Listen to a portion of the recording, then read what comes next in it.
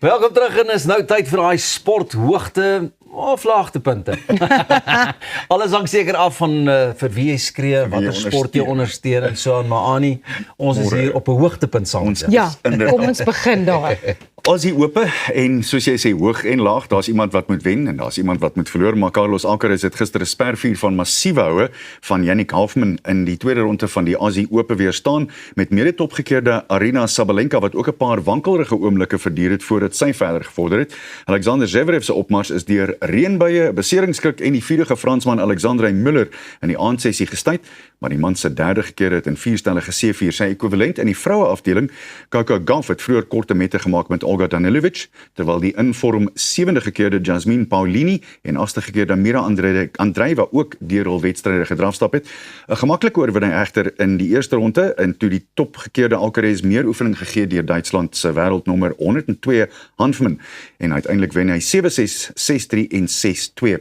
Alcaraz wat volgende teen die 32ste gekeerde Fransman Corentin Moutet te staan kom in sy poging om die jongste man te word om die loopbaan Grand Slam te wen is baie duidelik in baie goeie vorm. Wow. I mean, Hanfman didn't do too badly against Alcaraz. No, not at all. If you consider number 1 or number 2 against 102, that's 100 spots difference. Exactly. Ja. En weer eens, dit vat my terug.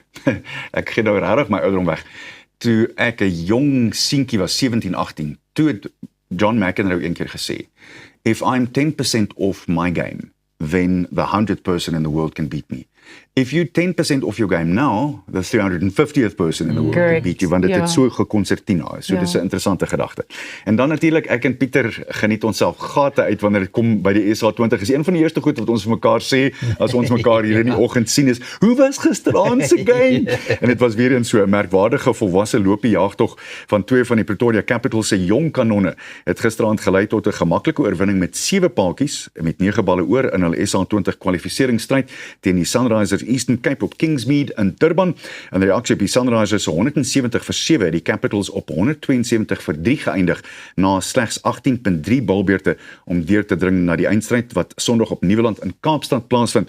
Die 24-jarige Bryce Parsons het in sy 3 beurte 3 paaltjies vir net 10 lopies laat kantel. Hy het uiteindelik 60 van 44 balle gemoker en die 22-jarige Dewald Brewes het die kalmte en geduld getoon wat in die eerste helfte van die toernooi so effens ontbreek het voordat hy 'n pragtige en foutlose 75 van slegs 38 balle met 4 vure en 7 sesse geklits het. Dit was baie pragtige game geweest tussen die twee en ek het net gedink die vorige game van die Pretoria Capitals was op stadium 7-5. Ja, kyk nou. En hulle daai wedstryd gewen. Ras, ek dink toe switch iets. Ja, maar dit is wat hierdie toernooi so opwindend maak, is dat enige iets kan gebeur. Vandag is die Joburg Super Kings by die Paul Royals aangeveg, by Centurion. In Centurion, dis heeltemal reg, 5-30 Frans. So, en weer eens, hier's 'n interessante dinamika wat hierby saamgaan. Onthou nie een van hierdie twee wedstryde, gisteraand se of vanaand se speel die spanne tuis nie. Glad. So jy's weg, en al twee spanne is weg. Ja.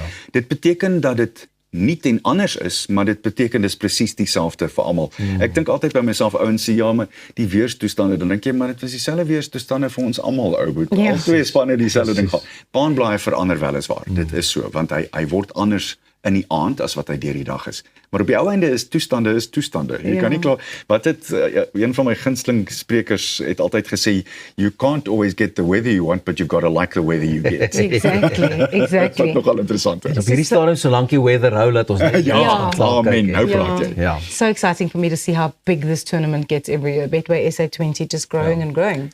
And again, we spoke about it at the beginning of the season, Roz. If you look at this young man, Bryce Parsons, he's hardly had playing opportunities. I think this is only the third time that he runs out for the light blue. So he got the opportunity, man, and he spun a web with his bowling, and then the bat, he was magnificent. He anchored the innings. Dit was ook sy eerste 50-tal. Precies. Precies. Ongelooflik. Jy luister mooi, Pieter.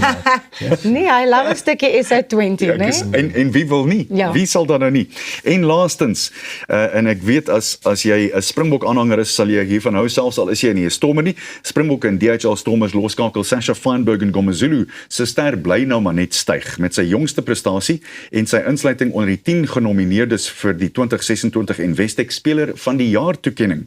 Die uitstaande speler van die poolfase van die Investec Kampioenebeker word gekies deur 'n paneel rugbylegendes en uitsaaikundiges en sal na verwagting 'n sleutelrol speel soos die kompetisie vroeg in April na die ronde van 16 aanbeweeg. Van Bergen Ngomazulu, wat ook onder die genomineerdes was vir die SA Rugby Speler van die Jaar en Jong Speler van die Jaar toekennings, is die enigste Suid-Afrikaner op die kortlys wat eintlik nie 'n verrassing behoort te wees nie, gegee die swak algemene prestasie deur plaaslike spanne in die poolfases van die kompetisie. Maar as jy nou kyk na hierdie hoogtepunte van hom, Ja. hy doen dinge wat net verwag is. Ngomazulu kan doen op die ou einde. He's just so good. You know, when someone you look at someone doing something and you go, this person was put on earth Yes. to do just this. Ja. Ja. Radio Sasha FM. I tell you, and we are all tuned in. Hey, he Ja. is phenomenal. Syne dat ons nou net cricket gesê, hy was soos 'n John T. Rhodes op die rugbyveld. Ja. Dis korrek. John T. was. Dit slaan jou asem weg as jy kyk na daai eerste 3 wat ons daar gewys het. Ja, Die bal nee. is deurgeskop. Dit was een van daai rolskoppies.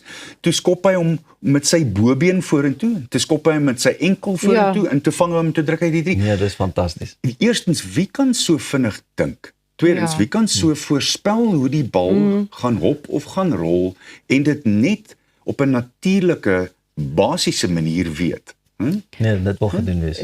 Dit is rarig. It's something to watch him play rugby because as good as he is, he's always good within the team. Yeah. He's not like a shine stealer Look for or what I they mean say. there's not people that are playing at that level that Yes. are not able to play within the team, but to be that good Yeah. and to still be there to support the rest of your team, whether it's the Springboks or the DHL Stormers, like he is just phenomenal. Roz, you're amazing to come up with that idea because I think the thing with him is obviously every now and then he has to throttle it back because he's one of those guys who will say, well, I'll handle this. And you have to be able to take a step back and go, there's 14 other Oaks who can also do this. So you've got to be at a point where you go, okay, now I shine, now I take it off. Switch on, switch off. We spoke about it earlier in the week, I think, about switching on and switching off. But lastly, I do want to say this very briefly. We work with some very talented people in this program. And with great respect, we're the same. We also have that massive talent that we are able to display here. And not many people can do what we do. So we all have our niche in life. Isn't that how we should think about it? Hoe dribbel jy nou daai bal doellyn toe? Kom hier. Dankie So 'n Annie. rolskoppie.